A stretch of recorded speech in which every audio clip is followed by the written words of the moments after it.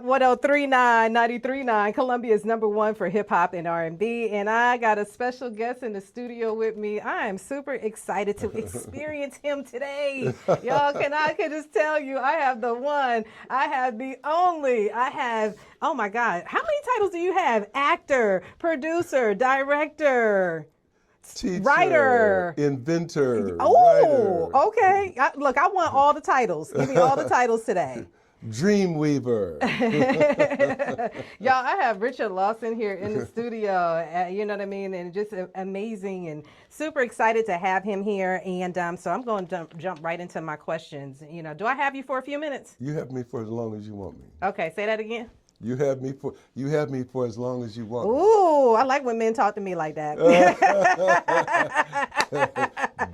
I know, don't threaten me with a good time, as the Mahogany Seal would say.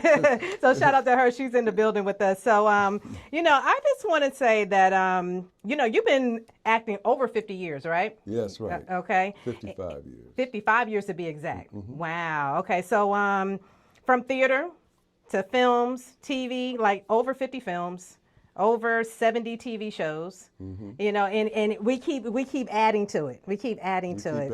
You know, what makes you want to continue on? You know, some people, when they get to a certain point in their career, they're like, okay, I'm tired. I want to retire. I don't understand retire.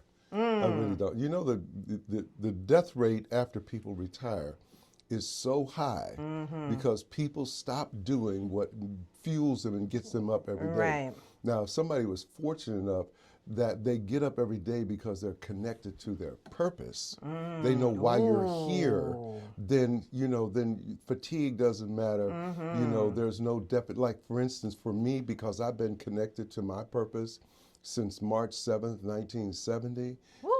That's when I had a revelation that why I was put here. You know, from that day to this one, I've been on vacation. All right. And so therefore, I get up every day excited to get up. I hate to go to sleep because I got so much going on, and then my body won't let me sleep past 4 o'clock. So 4 a.m. I'm awake, and I'm ready to, you know, because I'm juggling those slashes is because I got so many projects in the air. You Absolutely, know? absolutely. Now, let me know if this is rude or not to ask you how old you are. You don't have to. I'm 78 years old. I don't have no hesitation about that because I look good at 78.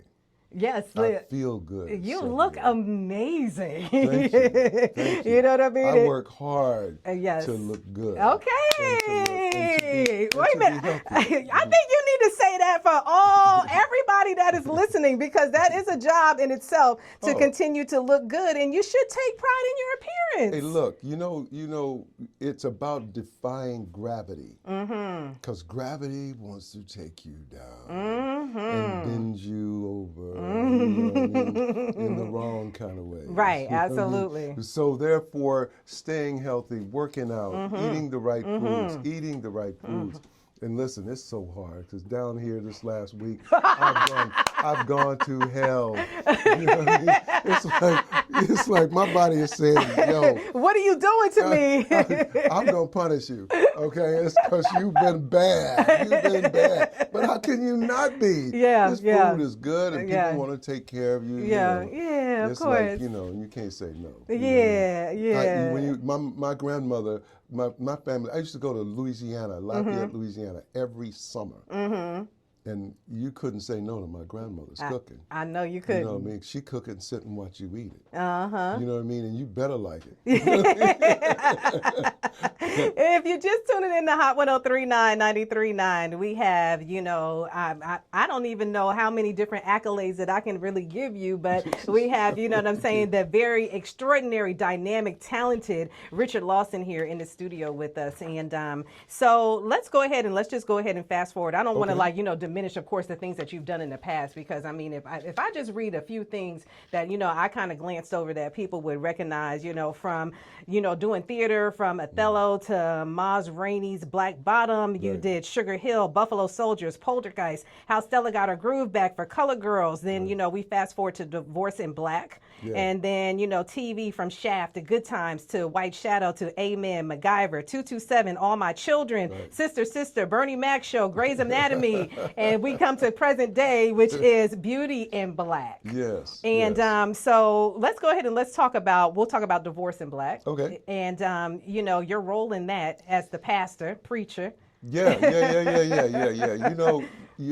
I don't have like favorite roles because I don't do anything unless I really love it. Mm-hmm. But what I truly love about that character is, that he was a loving, caring, protective father. And he was a loving husband and a man who was committed to his wife. And so therefore, it was an example of what you'd hope.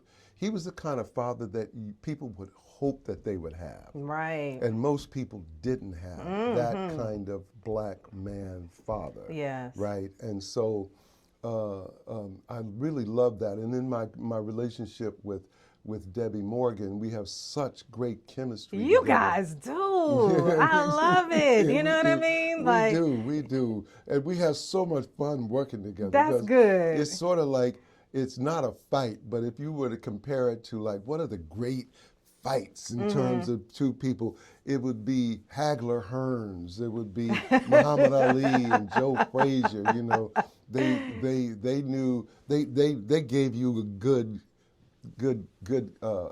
game fight. Right. And Debbie and I, even though our characters are not overtly connected, they kind of have a hate for each other. Right. But you underneath, yeah. you know that there's a love there because Yeah. there's always a slight flirtation. That, before we kill each other, we're going to get together.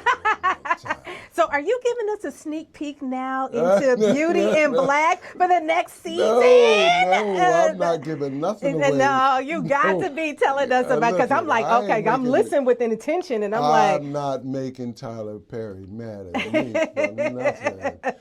I'm just saying, that kind of thing. It's potential. Absolutely. Okay, so but you even see it in this season here. Yes. Where we are together, there's always something. It's a love-hate. Yeah. So let's talk about your character a little bit in Beauty in Black, because you are, when I tell you that you are just, you're so gangster. You're so thug. And I'm like, look at Richard, he's so thug. You know what I'm saying? And it's so funny because then when you start cursing, I'm not expecting them curse words to come out your mouth. And I'm like, yes, Richard.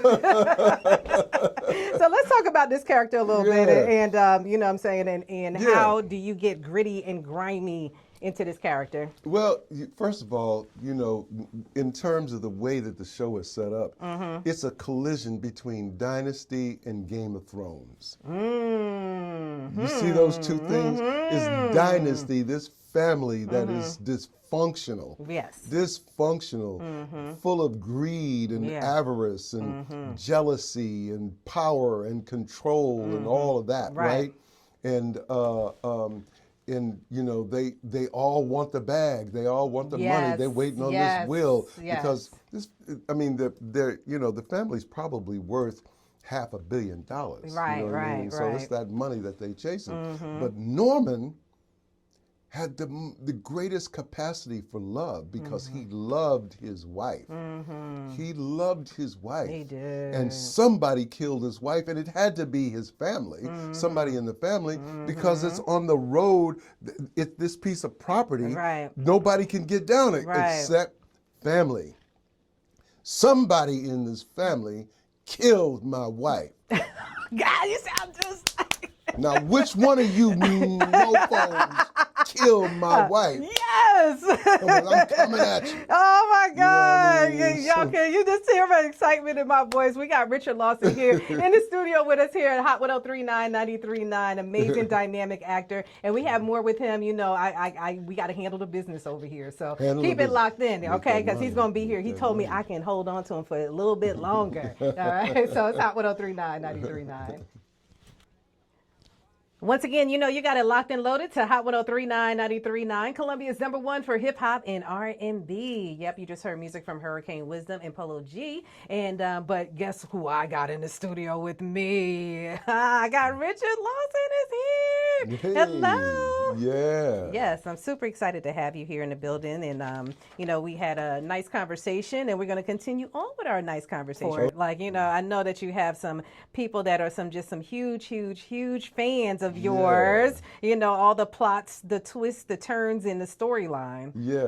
Is really amazing. Yeah, it's fun, because it's just so, the way he shoots it and everything, and then the characters are all crazy characters. My family is dysfunctional, to say the least. Right? Dysfunctional. Everybody hates everybody. That is like it's just, but it's good. I love it. You know what I mean? Like there's been several times where I've been looking at it and my mouth would drop open. Yeah. Like, you know what I'm saying? Because I just wasn't expecting that. Yeah. So it's been really, really, really good. So Yeah. I'm gonna how do you actually describe like your acting style? Like, how do you approach each role that you've either played or you're getting ready to play? Well, my approach to art begins scientifically. Okay. First of all, as a storyteller, I'm exploring the realities of another human being. So there's an anthropological deep dive that I do, because anthropology is the study of the origin, of the behavioral, the social, the emotional, the spiritual aspects of man, and in this case, a particular man. And the study of something like this has to happen systematically. That's science. So basically, scientifically, I'm a behavioral anthropologist. Okay. First. So I do the study and I ask the next questions. I read the script. I see what the writer's giving me. What is the writer saying? Okay. What is he not saying? What are the other characters saying about my character? Where is he from? How does he feel? How did he wind up like this? If the character's drunk, how drunk is he? How many drinks has he had? What That's kind of interesting. drunk is he? Okay. What is he drinking? And I keep asking the next question, which keeps getting me deeper and deeper and deeper into the possibilities of this character. And then I borrow my own reality and myself to this person. So it's like, how am I like the person? How am I not like the person? And I create this character chart that I invented. Okay. And I put all of that in this chart for every single scene. So before I even start, that I've done the work scientifically to figure out systematically figure out who this human being is, so that when I start speaking the words, it's coming from a place of knowledge that I've gained. There's a process that I created called 40-40-20. Okay, do tell. So that if I have a month between now and the time that I'm doing the film, the first 40% of that is me consuming the knowledge. I turn over every rock. I ask every question. I go and seek. I'll even go fly places to learn something about, if it were for instance, if I want to know about clowns, I'm going to Vegas to the Cirque du Soleil shows, and I'm going to meet the clowns and go backstage and learn their life and learn about them and focus on one particular clown that strikes my interest. So this is the first 40%. So the first 12 days is about consuming. The next 12 days is about now putting it out there, outflow. How does this work? He had an accent. What kind of accent? Where is he from? Because accents are not, it's not a Southern, there are no such thing as a Southern accent. Because accent An accent in South Carolina is different than North Carolina. Correct. It's different than Mississippi. That It's is right. different than Alabama. Yes. Different than Arkansas. That's Different right. than Louisiana. That's right. That's all the South. So there's no Southern accent. There's a Louisiana accent. And then in Louisiana, there is a Creole accent and there's a Cajun accent.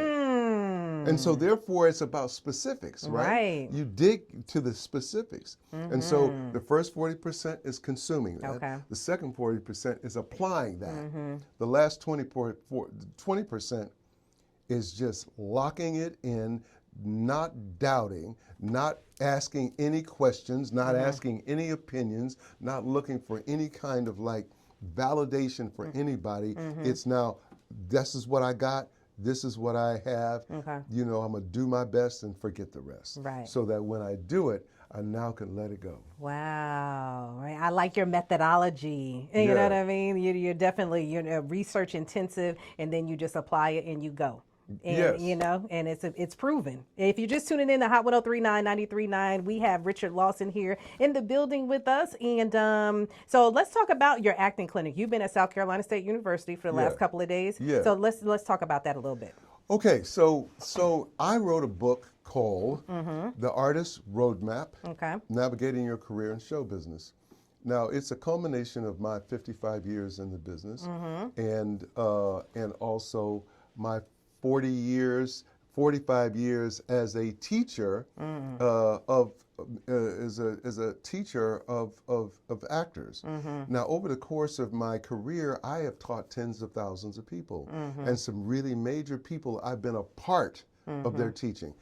My mentor was a guy named Milton Kinsella. So at his school, I was one of the teachers that touched George Clooney, Michelle Pfeiffer, Patrick Swayze, Giovanni Ribisi, Doris Roberts, Jenna Elfman, Jim Carrey, on and on and on and Right. on and on.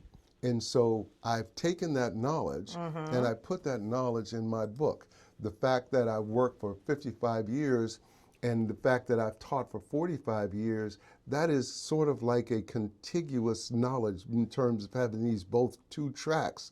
And so I can teach from experience and I can teach from knowledge. Right. And so I put that together in this book. And ultimately what I came to discover from my own career and teaching for many years is that someone has to be connected to their purpose. If I can get an actor to connect with their purpose, that I can help them achieve their dreams. So what are your dreams? Right. And to get specific about the things that you want to do. What do you see for yourself? Do you want to write? Do you want to produce? Where do you see yourself acting? What kind of films? What kind of television shows? Do you want to host? What do you want to do? And when you get that kind of clarity, then we know exactly what needs to be done to get you to that goal. So yesterday was about, the last 2 days was about me asking those questions. I got people to write their dreams out. I got people to really clarify what they wanted. Okay. And one of the most incredible things is that faculty members said, you know, what you said really moved me. Really? Yes, because I wound up being a teacher, but this wasn't my dream. Really? I didn't grow up wanting to be a teacher, but this is what was available to me. This is a job that I took, and I became good at it. But it's not my dream. You understand? Yeah. And so therefore, when you connect with your dream, you will live forever. Now, you know, it's interesting you say that because I noticed there was a quote on your website. And the quote says that dreams do not have expiration dates. That's right. So tell me about that. I own that expression. I have the trademark. Yeah, I was going to say it's copywritten. It's copy. Dreams don't have expiration dates. Yes. I don't care how old you are. You know, like I created something called the Third Act Solutions. Okay. Right. So, I mean, y'all know a little bit about what's going on with me in the last couple of years. I got a divorce. You know, didn't realize I was depressed, and you know, I was overweight and I wasn't feeling good, and I was just in a dark place. Okay. And it's like, wait a minute, So I wrote this thing called The Doing, and that's part of what I teach in the classes. And it's a blueprint for your career. I pulled out my doing and I took a look at it and I said, this is what you are not doing. This is what you have done. This is what you have let go dormant. And I woke that up. I got up, I went to the gym, I started working out. I lost like 65, 70 pounds. You know, I rehabilitated my thinking and my life and my intention. I immediately started working one thing after another, one thing after another. You know, the Black Hamptons and this show and that show, and then Divorce in the Black, and then you know, Black Hat. And so I rehabilitated my career, but this was based upon something that I wrote years ago in terms of what my dream was, right? And so yesterday, in terms of helping people rediscover what their dream was, I saw these faculty members along with you know, with students. One student talked about the fact, well, I don't know, it's so big, I want to do so much, and I know that I want to be able to help my family, and I don't want to leave my grandmother because she's sick, and I don't want to do this, and I want to do that. And you could see that this magnificent person, this talented human being, because she's incredibly talented, is stuck. And they're not attached to their dream. The faculty member stuck because that's what they wound up doing, but that wasn't their dream. And so it's about reconnecting people to what their dream is. I did a thing with C-suite women, 600 of them, Black women who were in the C-suite, chairman of the board, COO, CEO, OOO, whatever. And so I said, somebody asked me to do it, and I said, based upon they knew what I did, and I was like, what am I going to tell people who are already successful? Right. Got in there to realize that half these women got a job to live.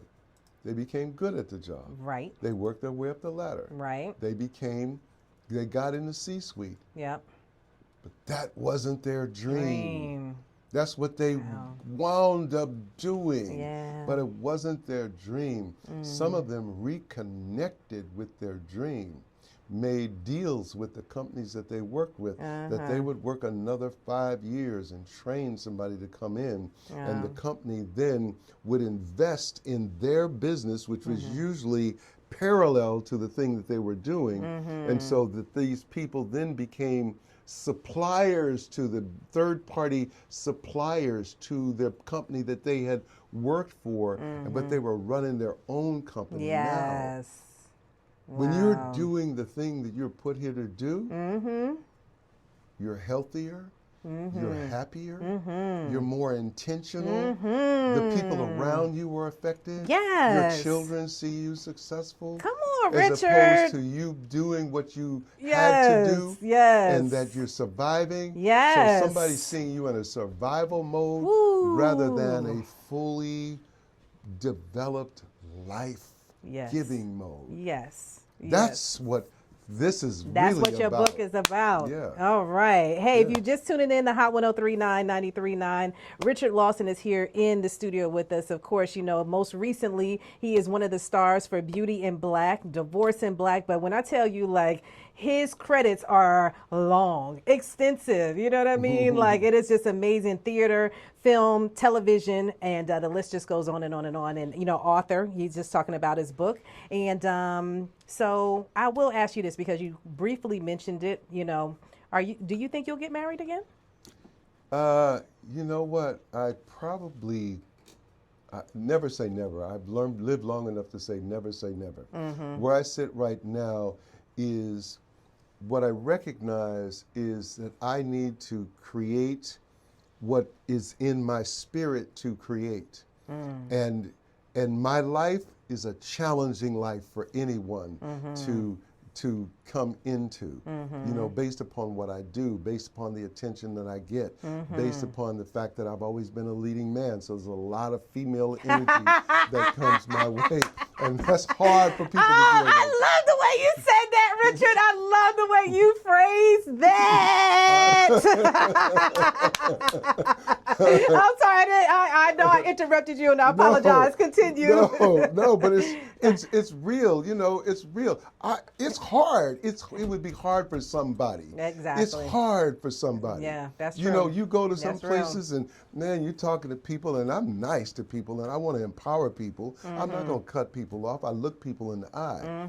You know what I mean? And I mean what I'm saying. I don't want to just Hollywood, don't air hug me. You know, I want to feel energy because it's all about frequency. Come on. about Oh, now you're frequency. going into the metaphysics, and I'm not sure if people are, you know, I don't know if they're there with you, Richard. Well, listen, it's when you look somebody in the eye and you get that feeling, that's frequency.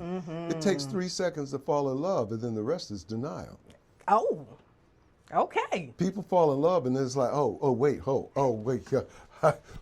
1 second. Don't look at me like that. Don't look at me like that. What you mean? Don't look at me. We're just communicating. Right. We're communicating. Absolutely. You know what I mean? Now, because you feel something, you just take responsibility for it. Okay. Process it. That's pivot, right. and proceed. Okay. Don't be afraid of it. You know, people are afraid of what they feel. I know, You know what I mean? and it's okay. And it's okay. It's okay. It's okay. But for right now, going back to your question, my thing is focused on creating this. And I know that, you know, along the way, somebody that is creating theirs and that we can come together with both of us creating what we create. Right. And we're not enmeshed.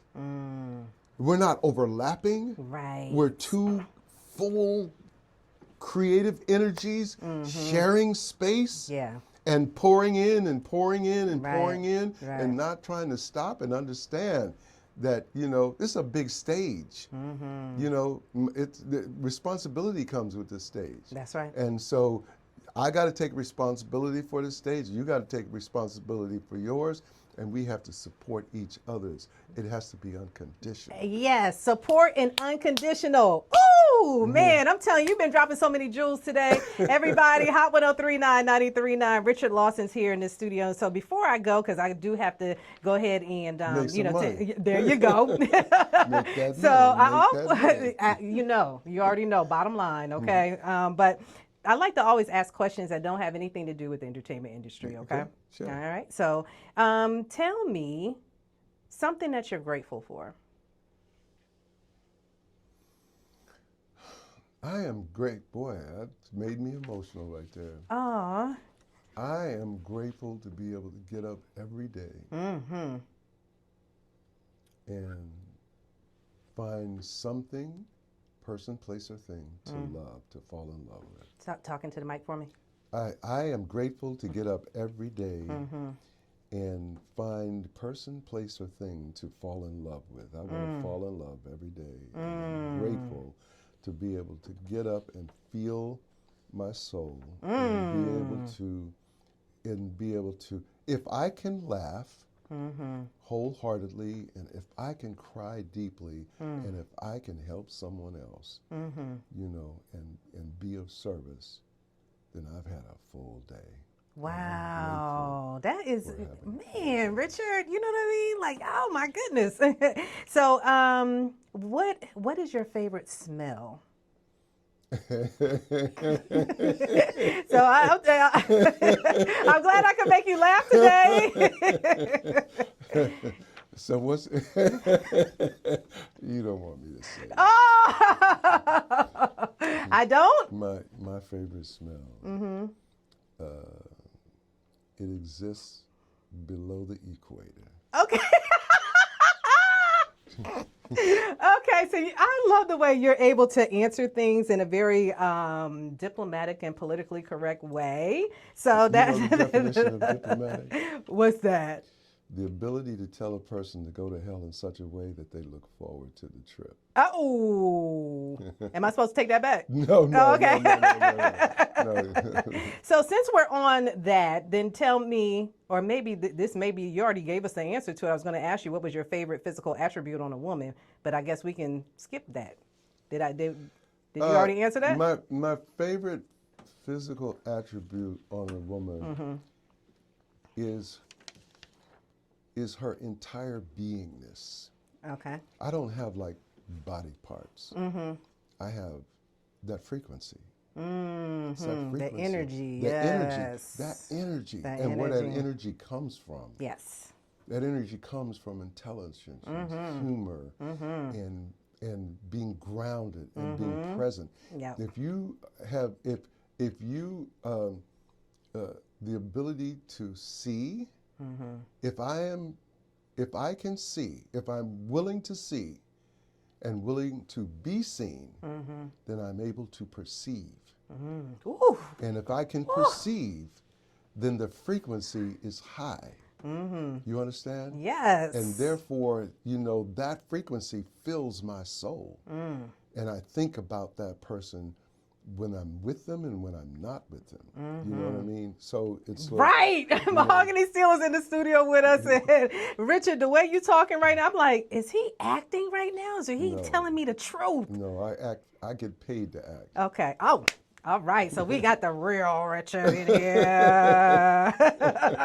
I'm having such a good time with you, and I got to actually get ready to cut it. H-Dub, the one who keeps it Hollywood, he's coming up next. And, it has been a pleasure today. Thank you so much for, allowing us to experience you. Yes. And to experience you. Well, thank you very kindly. Yeah. But, it's been a fun day today. Thank you so much. And I love doing stuff like this. And when I can have, genuine people and sincere people that just come in here. And I'm hoping that everybody that listened was able to, take something away from you today. Me too as well. God bless you, and I love y'all. Yes, Go and get tell my book. Go yes, get my book. I was going to say that. And then how can they follow you on social media too? Mr. Richard Lawson. Okay. Mr. Richard Lawson. And your website?